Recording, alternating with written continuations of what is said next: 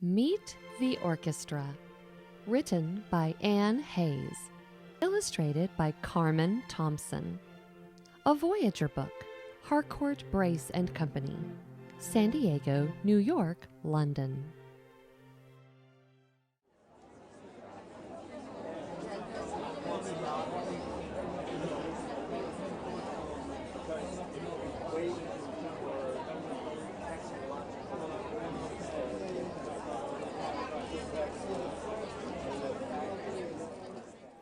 The orchestra plays tonight. The audience has arrived. The musicians are coming on stage with their instruments. What a lot of different kinds they play: strings, woodwinds, brass, and percussion. Violin. Players with like instruments sit together in families. The violin belongs to the string family, along with the viola, the cello, and the big string bass. You play all of these with a bow or pluck them with your fingers. The violin is the smallest of the string instruments. Its song can be bright as laughter, light as air, soft as a whisper, or sad as a tear.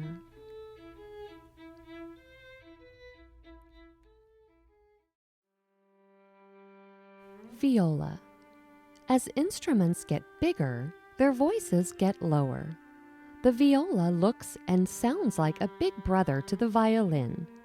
It has a deeper tone, reminding you of evening shadows, cloudy skies, and the color blue.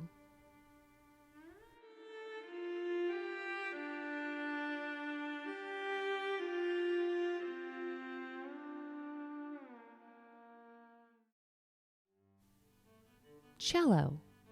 You can't tuck a cello under your chin the way you do a violin or viola. It is so big you must rest it on the floor. The cello's rich, mellow voice speaks of deep feelings like joy and sadness. It can remind you of the calm beauty of a drifting swan and of the color purple.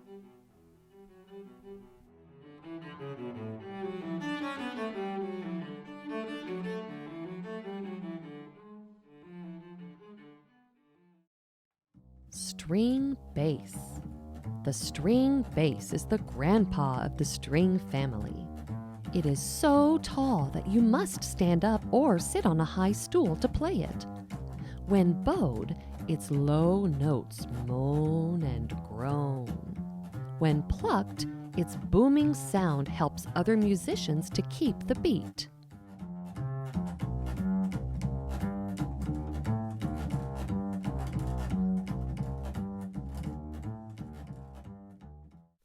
Flute. The flute belongs to the woodwind family, along with the piccolo, oboe, bassoon, and clarinet. You blow into these instruments to play them. At one time, all of them were made of wood. Today, the flute is often made of silver or even gold. To play the flute, you hold it sideways, tighten your lips, and blow across the air hole. With practice, you can trill like a bird or play slow, quivering notes as cool as a mountain stream.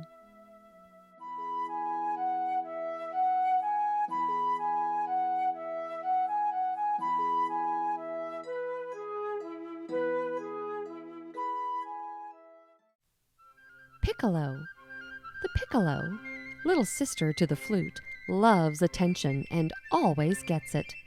This tiny flute is so shrill you can't help hearing it. Its high notes almost pierce your eardrums. Yet everyone loves the piccolo because it has such a great sense of fun.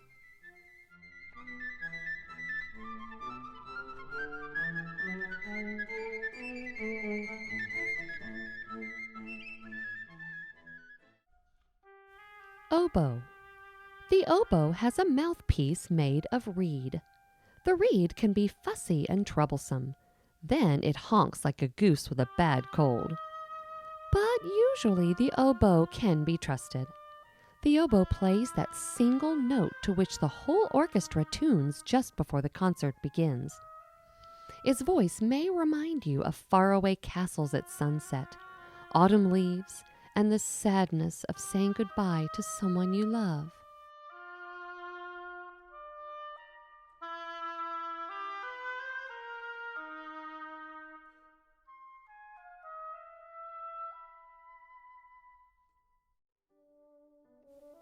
Bassoon. The bassoon is like a large folded oboe. It also has a reed mouthpiece. Its voice, like its name, has a kind of loneliness. Yet the bassoon can also be playful. It chats and chuckles with the other instruments. You often hear it chugging along like a tough little engine. Can't you almost see puffs of smoke coming out the top?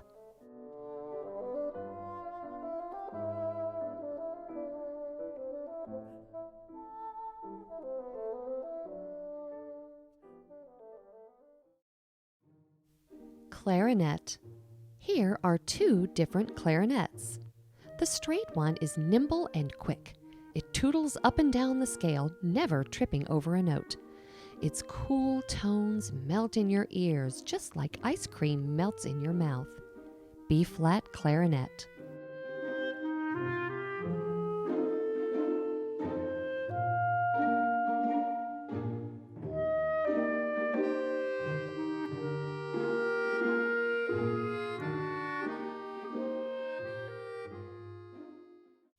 This very long clarinet is bent at both ends so that it doesn't touch the floor when played. Its low, slow notes may remind you of clouds drifting across the moon or a snake swaying to a snake charmer's music. Bass clarinet.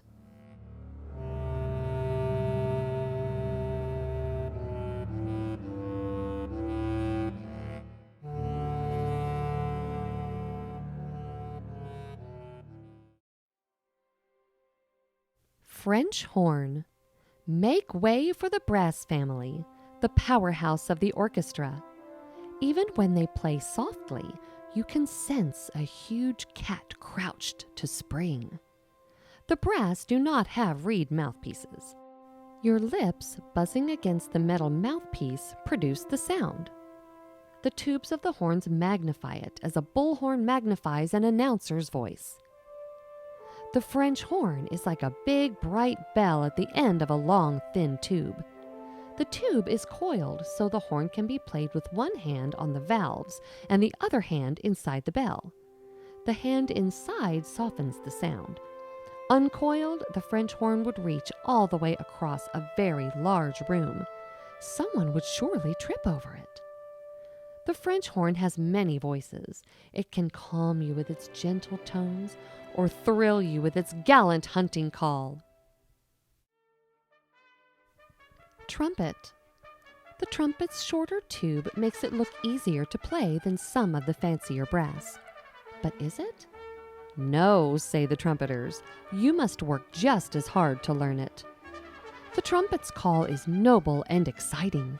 It can remind you of flags flying, soldiers marching, and royal persons entering a great hall.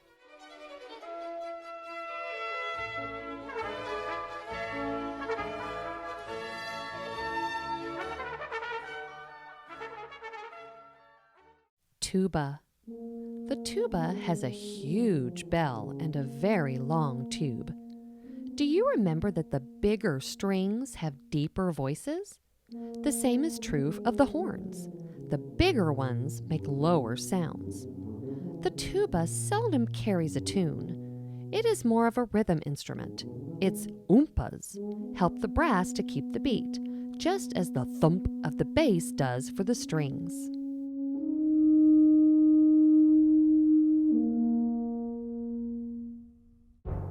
Timpani, or kettle drums. The big kettle drums sit in the kitchen, or percussion section of the orchestra. Everything that is beaten, banged, dinged, or pinged belongs there. Have you ever heard the orchestra rumble with the sound of distant thunder? Suddenly it explodes with a boom, boom, boom. That is the timpani. They look like big kettles sitting side by side. Each has a slightly different pitch. You beat rapidly from one to another, making the thunder crash and roll.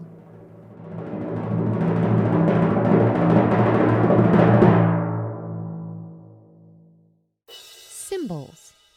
The cymbals look like a pair of pot lids. When banged together, they crash with the fury of an electric storm. If the kettle drums give you the roll of thunder, the cymbals give you the flash of lightning. Hear them ring out just when the music reaches a peak of excitement. This is a proud moment for the whole orchestra.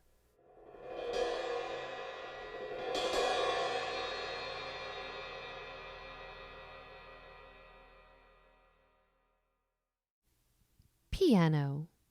When you sit down at the piano, the black and white keys make your fingers want to dance. From the center, you can play them all, the high ones on your right and the low ones on your left. When you hear a murmur of notes burst into thundering chords, then fade into silence, it is probably the voice of the piano. When it is over, you may want to clap, or perhaps even cry.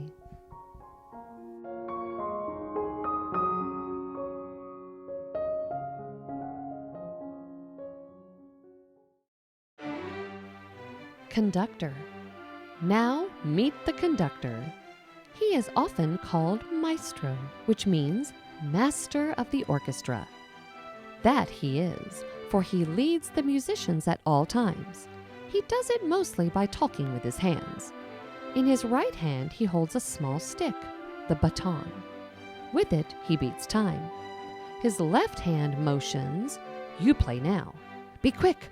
Livelier, louder, softer. Ah, that's perfect." A raised eyebrow says, "You're playing off key." The musicians have taken their places. The strings, who are by far the largest group of players, sit in front, almost filling the stage. The woodwinds sit close together at the center. The brass and percussion are in back. The conductor strides on stage in front of the orchestra, raises his baton. Let the music start.